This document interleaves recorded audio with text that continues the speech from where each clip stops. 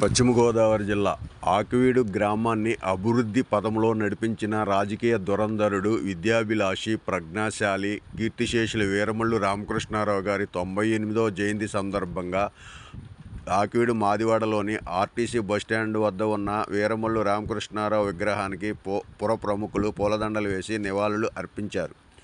ఆయన ఆకివీడు అభివృద్ధికి మైలురాయిగా నిలిచారని కొనియాడారు.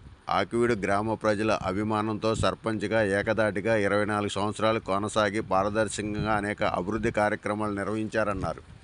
1967లో తిమ్మరాజు కాలనీ, ధర్మాపురం అగ్రహారాన్ని ప్రారంభించి అన్ని వసతులు సమకూర్చారని, ఎలిమెంటరీ పాఠశాల నిర్మాణానికి కృషి చేశారని, సమతానగర్, శ్రీనగర్ కాలనీ, సుబ్బారావు కాలనీల ఏర్పాటులో ఆయన కృషి మరువలేనిదన్నారు. దొరగారు చెరువు అభివృద్ధిలోనూ, బీసీ హాస్టల్ నిర్మాణంలోనూ, పంచాయతీ కార్యాలయం, దేవాలయాలు, పాఠశాలలు, RTC bus stand, rice millers association building నిర్మాణంలో ఆయన కృషి మరువలేనిదని వక్తలు కొనియాడారు.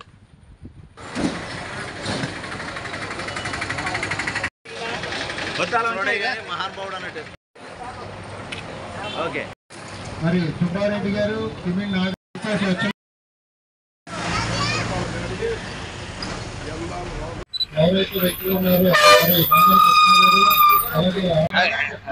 కొద్దిగా 4 దండలు దిగారా మూసేసి మొత్తం అప్పారా పైకి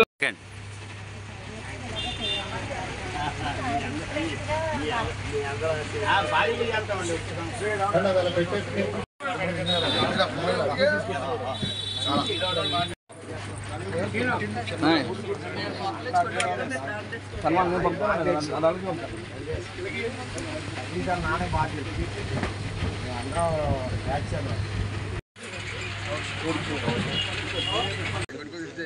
ఆడి ఏ లైన్లో ఉండే ఆ లైన్లో ఉంటాడు.